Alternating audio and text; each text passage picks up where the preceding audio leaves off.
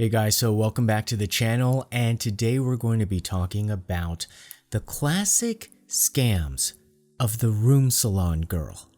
And if you're wondering what a room salon is and what a room salon girl is in relation to that, and how that even fits in with what we've been talking about in terms of scandals and corruption and fraud, and even the SJM case, well, you're about to find out.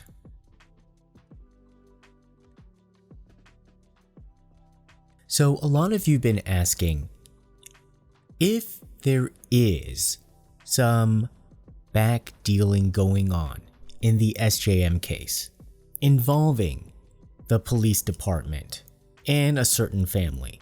How powerful is that family? We don't know. The family themselves has said, we are not involved in any kind of politics. We are not involved in any kind of high-level government officialdom.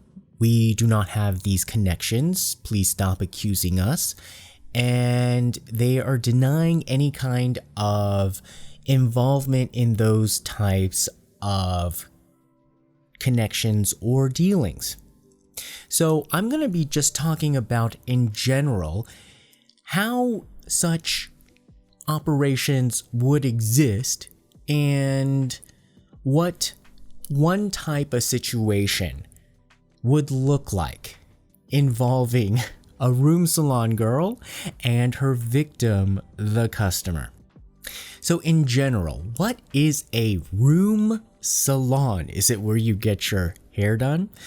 Now, essentially, a room salon is a private gathering space where you will have drinks and karaoke and some food with your friends, generally males. Almost all the time males. If a female comes along, it is extremely rare, and she has to be kind of like one of those women who can really like bust a move with guys, because essentially, think of it this way. What if a bunch of middle-aged men were, or even just guys in their 20s or 30s, were just drinking and they're stags and they're like, you know, in our fantasy, it'd be so awesome if a bunch of really hot girls just walked right in and they all had different styles and we could just pick one of them, or maybe two, out of a lineup and have them sit right next to us. Wouldn't that be cool? Well, guess what? Korea has been making that possible for decades, maybe even hundreds of years if you count the old tradition of the gisang spanning back centuries. So you could say in a way that this kind of culture of having a hired pretty girl sitting next to you has been going on for a while in Korea, but in the modern age, the setting is the room salon. It's usually in a basement area, and looks wise, when you walk into the room, you almost cannot tell the difference between that and a noraebang. So a lot of the times, I guess, women, wives, they kind of don't even know like what the outside looks like. I'm sometimes shocked when I, go around with some of my female friends and I'm like, oh my God, room salon, and they don't even notice the signage. They don't even notice the doorways, and it's always like kind of like a sketchy little doorway that looks like a little kind of like Narnia kind of like door to nowhere. Like, where would that go? Like, it's kind of like this random doorway that has like no building. It just kind of goes down into some depths of nowhere, and it has like a weird name. Like, usually sometimes it was like a knockoff of like a girl group like Kara, or it could just be like the name of a fruit like orange or something, or it'll just have a random weird name that means nothing. Anyhow, so it could vary from being very fancy or I guess more humble, but the point is that it is a place where definitely there has to be girls that are scantily clad for you as a man to choose from, and the prices are very expensive. I guess hundreds of dollars or even thousands of dollars per person as a standard fee, and then on top of that, it keeps racking up the more you drink and consume and eat. And I guess they have like now all these other services on top of it, like musicians and stuff like that. Anyhow, so a lot of the times people come to these types of establishments, I guess, to have fun, but mainly if you're looking at it from a perspective where they are legitimizing it as a business expense, and where you can fundamentally justify it as a place for business, is that it does facilitate, in a warped and twisted way, a very fast bonding, a very fast way to create some sort of feeling of a mutual trust that you hyper accelerate through alcohol, through that close, confined space that's sort of like a womb with some very like manipulative lighting, the stimulation of like a pretty girl next to you, and a lot of banter talking. And you know, a lot of these girls are very manipulative in terms of the way that the chatter is. So these synapses, I think, are being like triggered in your brain to be very amenable to whatever is being said or offered. So essentially what I'm trying to say is that if you need to convince somebody to do something and it's gonna be a hard sell, you usually get them drunk at a room salon and you can get whatever you want. So that's the thing that I think I've said in a couple of episodes before, where I just don't think it's a great idea ever to really do business in these types of situations. Back then in that episode, I said, well, because these girls are eavesdropping, and these days, these girls aren't just there to work, to serve drinks, and then collect a paycheck and go home. They are trying to weaponize some of this information, leak some of this information, trying to, you know, grab onto some of these guys, and we're going to talk about how they do that in a little bit. But more than that, do you want to be the sucker that is manipulated under all this lighting and girls and whatnot and alcohol to say yes to something that they probably couldn't get you to say yes to in a sterile conference room? Do you want to be wined and dined in that way to agree to terms that probably you wouldn't say yes to when you are sober and when you are with your regular business team during business hours? You don't want to be that sucker. So don't do business in those types of situations and be that idiot. So on two main levels, there is not a good reason to do any legitimate types of business at a room salon.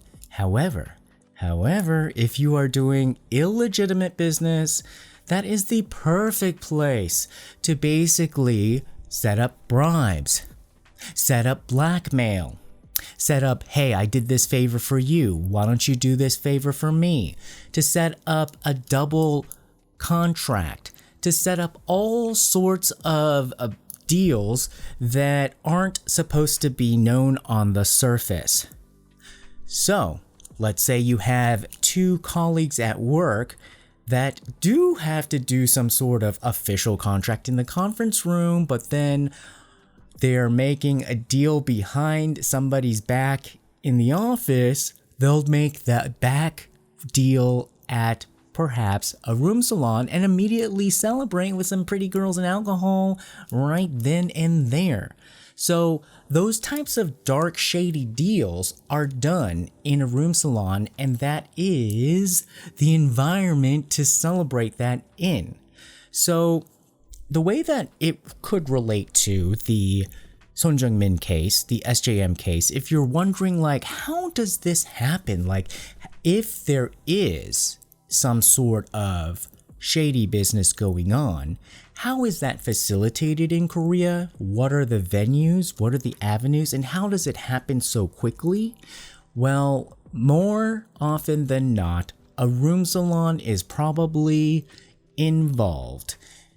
It is easier than you'd think.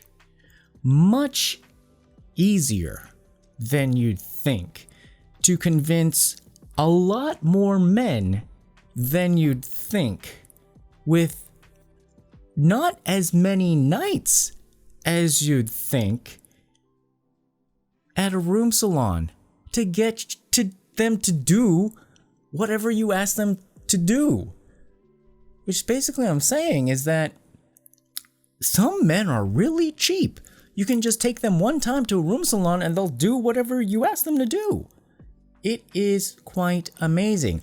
Or sometimes, after they get used to it, they require you to take them to a room salon before they say yes to doing a contract. So I've heard of instances where middle managers at some sort of companies here and there, before they give the go-ahead in some area of their domain where they're in charge of something with a client or a buyer or whatnot, they force the other party that they are working with to use their company budget to take them to a room salon, have some fun, and then they'll sign the contract. Now, what does that mean when I say have some fun? Well, and with these girls, and how legal is it before we get to the classic scam of a room salon girl?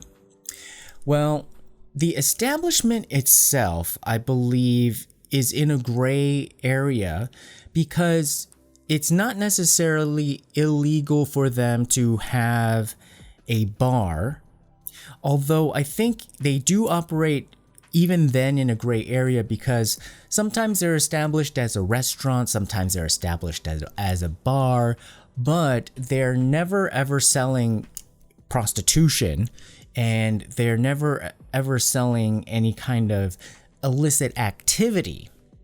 However, if there is illicit activity in terms of sort of selling bodily services, sometimes I've heard that it does happen inside the room salon, but more often than not, that is taken to a motel or hotel.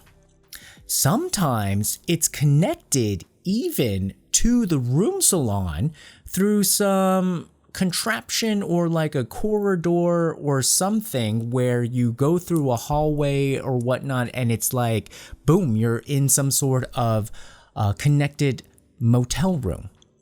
And so this is a business that is very well oiled as a machinery that operates as an underground economy that brings in billions and billions of dollars a year. Or I should say recirculates, because I doubt this is actually a generative type of industry. It's just essentially recirculating money. Okay, so now that we've gotten all of that out of the way, the reason why some people have a lot of issues with this environment on top of what I've just said is that it is an area rife with fraudulent activities that starts to destroy families, finances, governments, institutions, because there's a lot of theft involved. There's a lot of fraud involved. And I looked at the video of one YouTuber who it seems like, and I'll put the link below because I am essentially going to just translate almost like word for word, like what he has said about how this game operates, because this was new to me. So I'm going to give the link, credit where credit is due. And if you want to hear the way he reenacts it in Korean, it's so good. He can do the man voice really well and the girl voice really well. I just want to give you the point by point summary and accelerate it along a bit and have you guys understand, if you're like just hearing the explanation like, oh, well, it's kind of like a shady area, but this is like how you can basically lose $50,000 in the course of 2 months. Okay, so let's say Bob, a Korean man, goes with his colleagues to a room salon. Pretty normal. Then he meets a girl named Kiki. He has Kiki come and sit next to him. Pretty normal. Then Bob. Now this is the problem. The victim usually has to be a man that has some sort of problem in terms of his ego. So it's the classic room salon girl scam doesn't start with the girl per se. The girl is actually looking for an easy mark first. And so it usually comes from the personality type of a Bob who looks at the girl and says, "Hey girl, what are you doing here? Why are you working here?" And the girl is like, "Ta-da!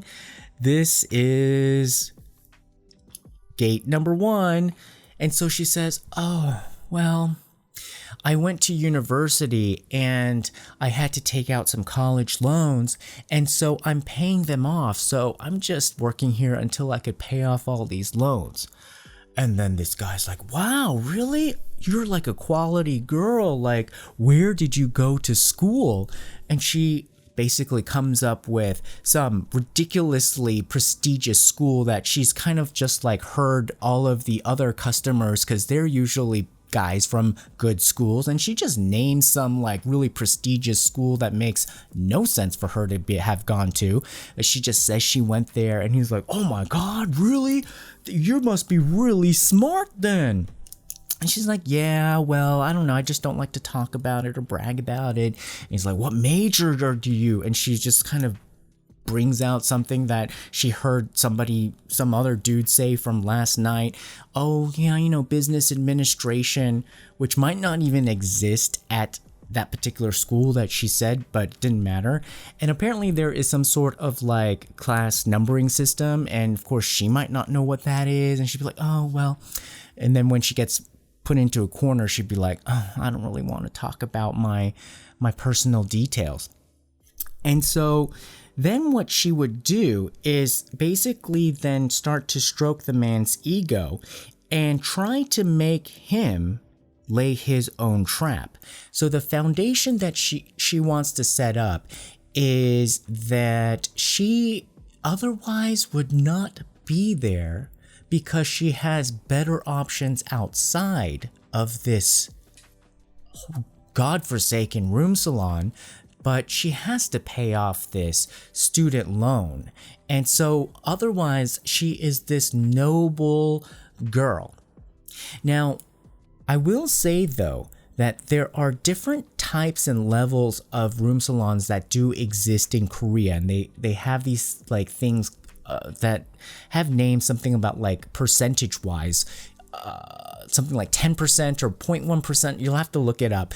And I do believe that there are girls that work there that do have jobs that legitimately are like people who work in jobs that are pretty prestigious in a way. So they could be telling the truth, and that is where the scam probably even works better, because they can really do say that they do have another real job, but they have some sort of extenuating circumstance where they have to work there.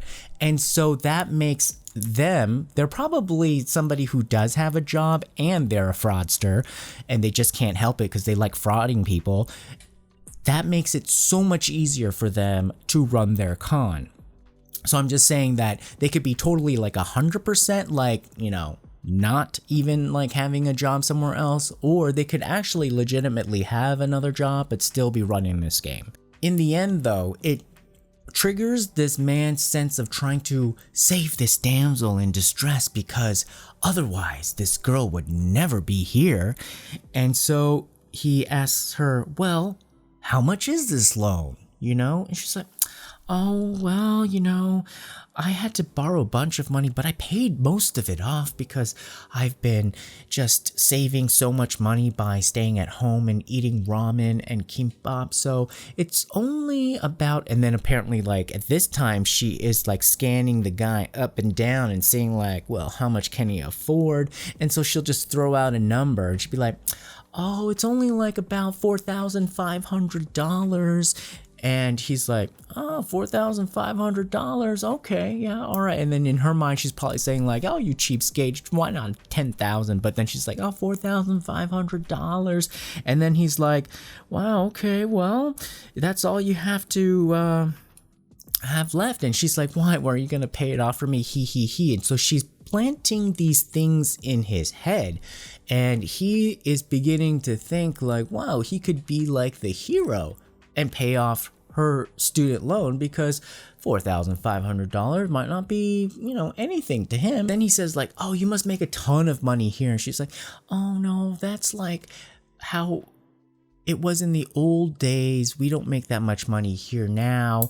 We only make like $3,000 a month, which could be a total lie. I mean, anything out of these girls' mouths at this point is just lies. 이 새끼한테 입만 벌리면 거짓말이 자동으로 나와. Then she goes in for the kill. What she says is like, oh, I really wish I could leave this place. I just wish I could meet a nice guy and be like a housewife and just cook and clean and wait for my husband all day and iron his shirts. Now, this is the trigger point to test whether this is the right victim. What this is supposed to do is to see whether this guy is stimulated and wants to have that newlywed experience again. So what these girls are trying to find are guys who want to relive this newlywed experience, because they're usually guys who are married.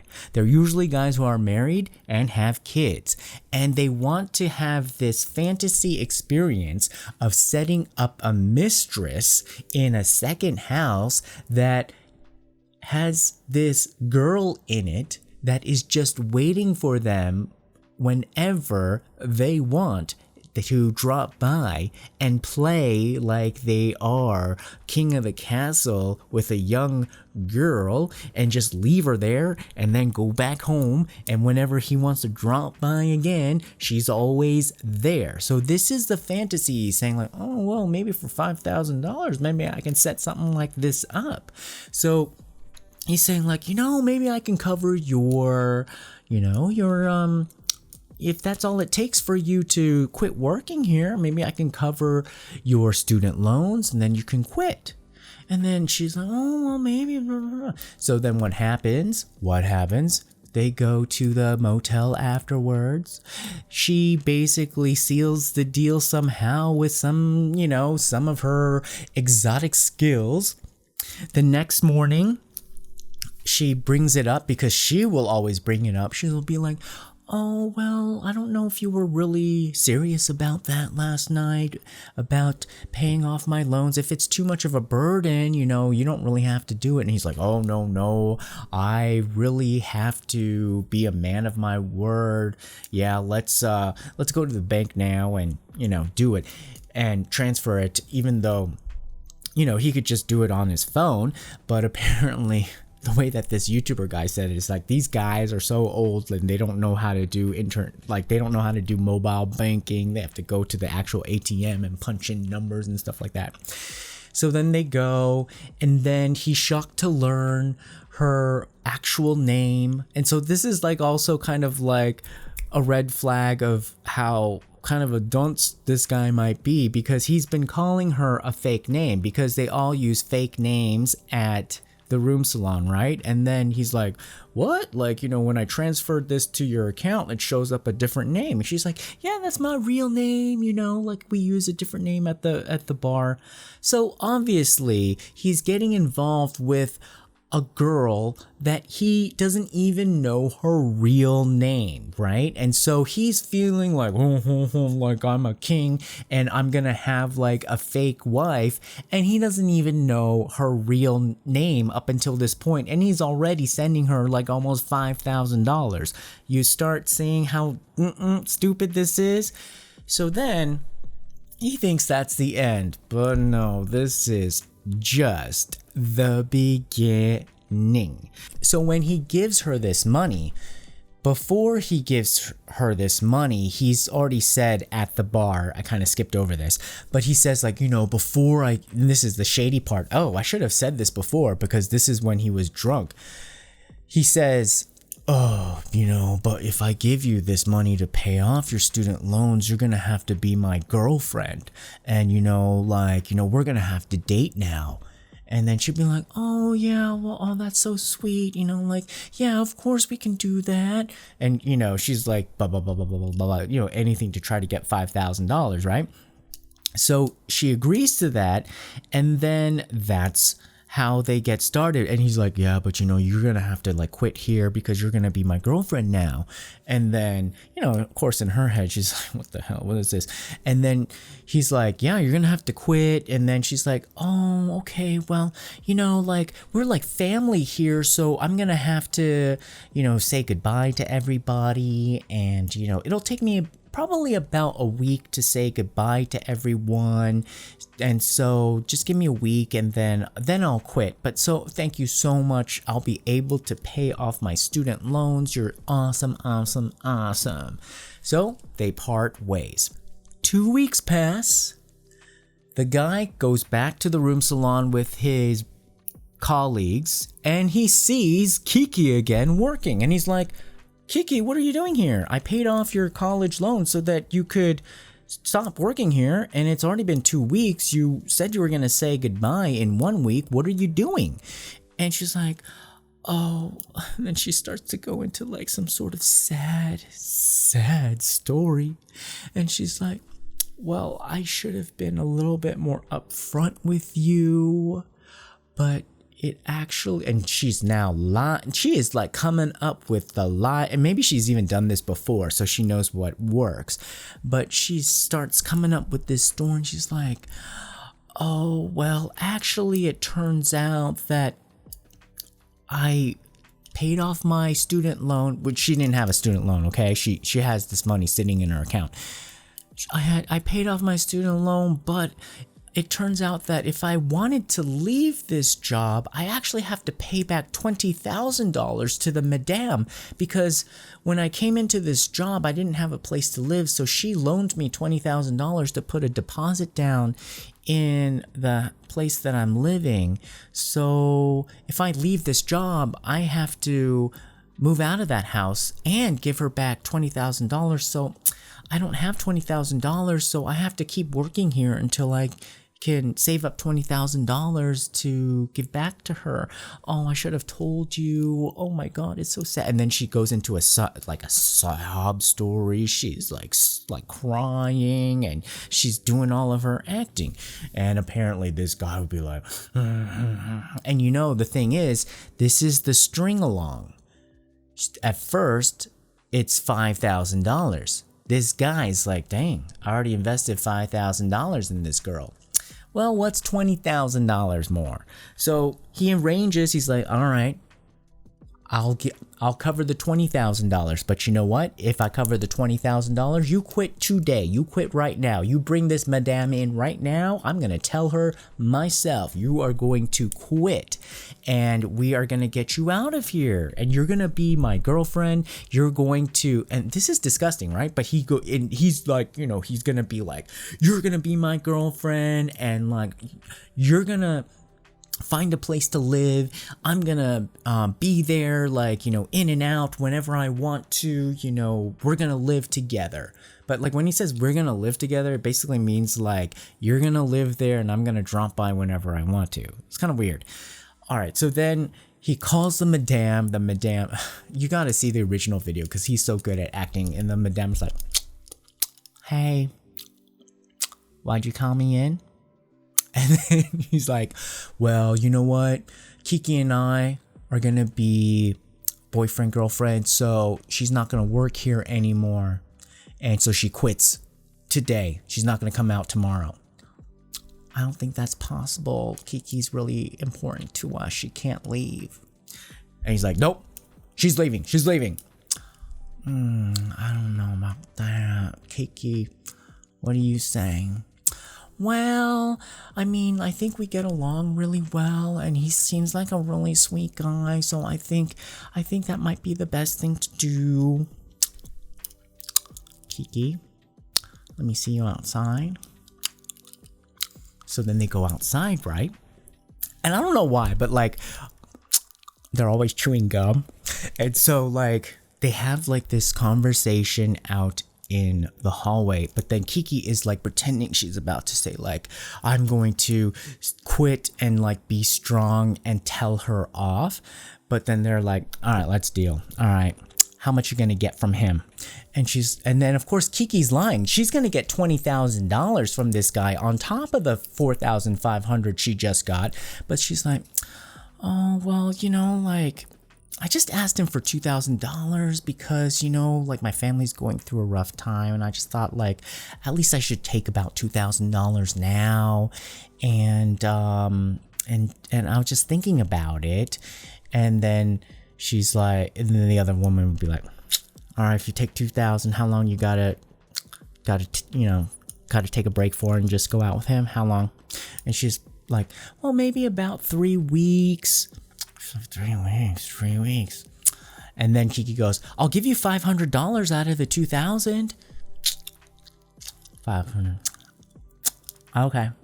All right, get back in there. And then then Kiki goes, thank you.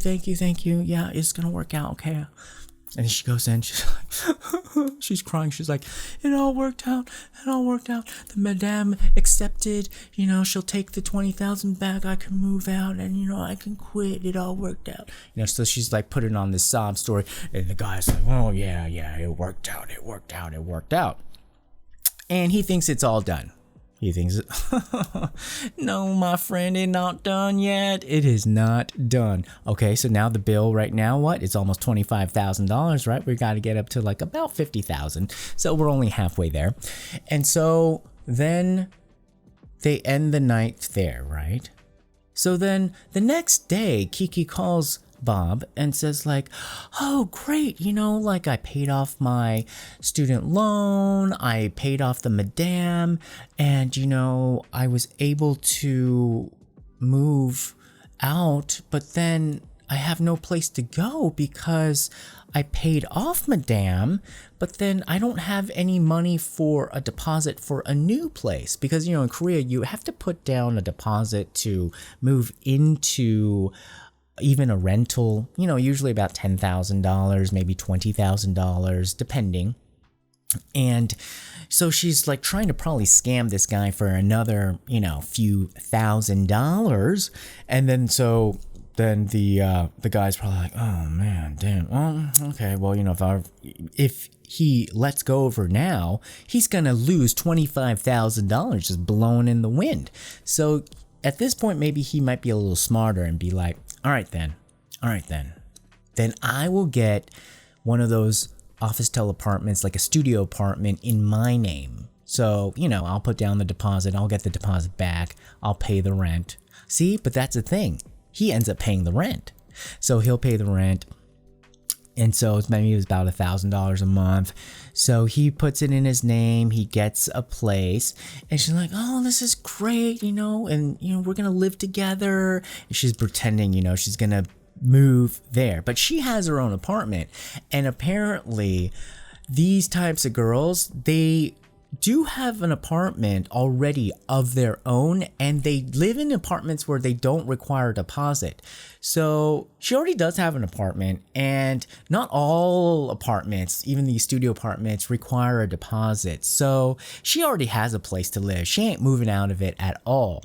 And so she takes a few things to just pretend she's moving into this apartment. And the guy's like, hey, where's all your stuff? And she's like, oh, well, I've been living in, like these service departments. So like, I only have my clothes and like shampoo. So I don't really have much stuff. And so she moves in, and then she sees it's empty, right? She's like, oh, but getting furniture might be really expensive, huh? And he's like, oh no, you can get some furniture, but not too expensive, right? And she's like, but we should get at least like a good bed, right? And he's like, oh yeah, you should get a good, because obviously, right, she's gonna convince him to get a good bed.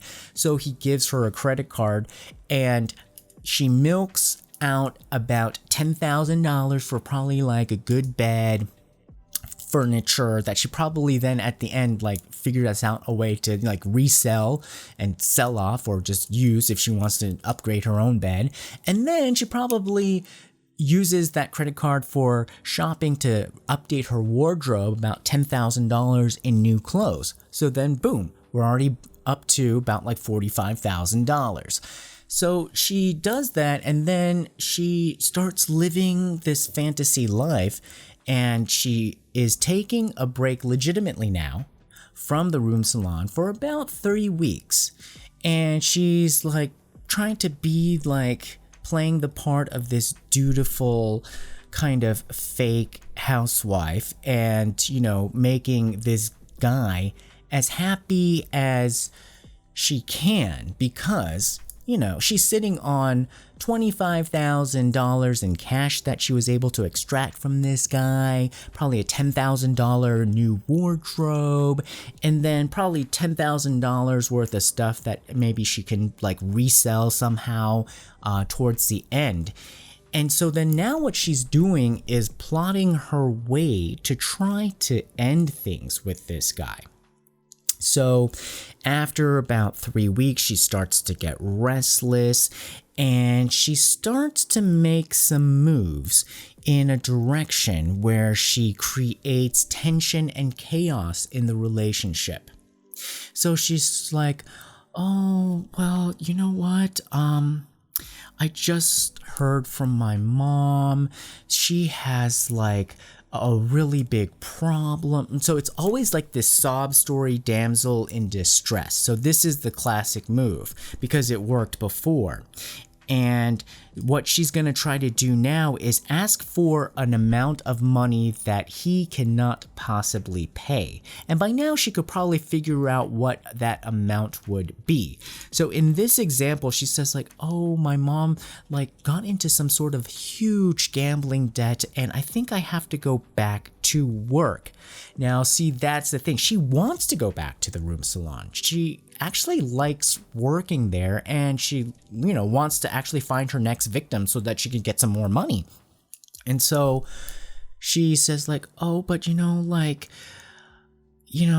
I really have to help her out, unless, can you help her out? And she's like, well, I don't think I've already given you like $50,000. Like, well, how much? And she's like, oh, like $270,000. He's like, for what? $270,000? Oh, come on, She's like, yeah, but it's not my fault, like she did it. It's not my fault, So then she's like, getting now more aggressive. And so she's like, well, then I guess I just have to go back to work because it's not my fault, but I have to help my mother. And then she kind of goes back and starts playing a little bit more of the compromiser and says, well, if I do go back, then how about this? I'll just go back and I won't do any kind of loving like the way that I love you. And so I'll just do that. And he's like, yeah, okay, fine. Yeah. Okay, fine. Just go, you go work at the room salon for, just the beginning part of the night. And then you have to come home, right? You have to come home every single night. And she's like, yeah. I promise. I'll make this money in no time. I'll pay off, my mom's obligations, and, we'll be back to normal. ain't gonna be back to normal. So then she starts going back to the room salon, back to her old life, and she starts to not come home. And the guy starts to call her and says like, hey, why aren't you coming home? She's like, oh, like I got too drunk, so I slept at the room salon. She went back to her old apartment where all of her actual stuff is. She's sleeping there, or she's, out working, the way she usually works. And so then if this Bob guy wants to see her again, wants to see Kiki again, guess what he has to do? He actually has to go to the room salon and pay and be a customer. Pay for drinks, pay for her to come into the room to see her again. And so now this creates a lot of tension between the two. And every time they talk again, Kiki makes sure that all she ever brings up and talks about is $270,000, $270,000. I have to make this money, or can't you pay this off, or like, why can't you do this for me, or like, aren't you able to do that? And so she's cutting him down at the ego level, which she knows that he cannot stand, and she makes it so that he wants to break up with her, and so that he is the first one to go, and he's like, you know what, I'm out of here, peace out. And then she's like, yeah, well, I thought the same thing too, you should probably just go and meet other girls then. And then, boom, after probably before the 2-month mark, they're done. And then so she has $25,000 in her pocket and $10,000 in new clothing and probably a new bed and all this other furniture stuff that she could probably, find some way to haul off and sell. So that is the classic room salon girl trick and scam. And that's how a guy like that loses $50,000 in that very simple, simplistic way. And that kind of environment is rampant throughout Korea. So you can see how that kind of system starts to then foster these imbalances where then what's he gonna do? How is he gonna get $50,000 again? So if somebody comes along and offers him, let's say he works at the police station and he needs $50,000 again, and somebody comes along and dangles like, hey, if you just do this for us, here, we'll give you $50,000. Boom, his problems are solved. Some girl, stole $50,000 from him, but boom, he can get $50,000 back like that. Problem solved, his life is restored. Well, who's not gonna take that offer? So this is what people are talking about when they are saying that this is not a good thing to have. I don't think they're really talking about the morals of necessarily the sexual part or drinking or just kind of going crazy. Like, we're not judging that part. If you want to go have like some freaky experience, like have something new, like I don't actually think that people are as judgmental about that. It's this system of this kind of like theft and fraud that then turns into a cycle where it bleeds into areas that are beyond just drinking, singing, and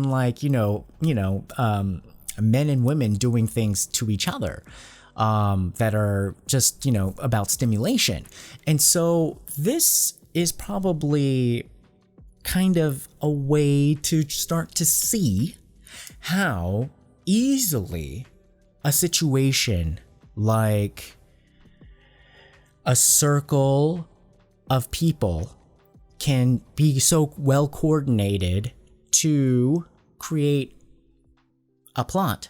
That's all I'm gonna say. And this system has many moving parts, and even the part of the so-called person who looks like they would be the most subservient, the girl that has to stand there like a piece of meat and get picked by a number, Well, she's even figured out a way to turn it around and maybe profit the most out of it.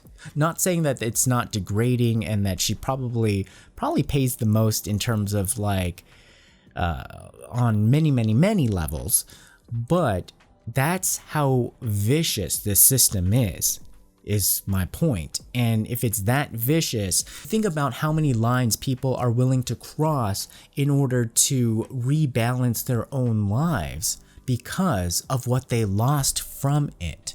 And perhaps they would be willing to do things they normally wouldn't do in cases like SJM's mystery, in cases like SJM's situation where we still don't know what happened and why. Alright guys, well I hope that made sense in terms of connecting a room salon girl's classic scam with the SJM mystery. We'll see you next time. Bye. Tune in next time. Don't forget to subscribe. Find us on YouTube, Instagram, Twitter, and Facebook. Love you.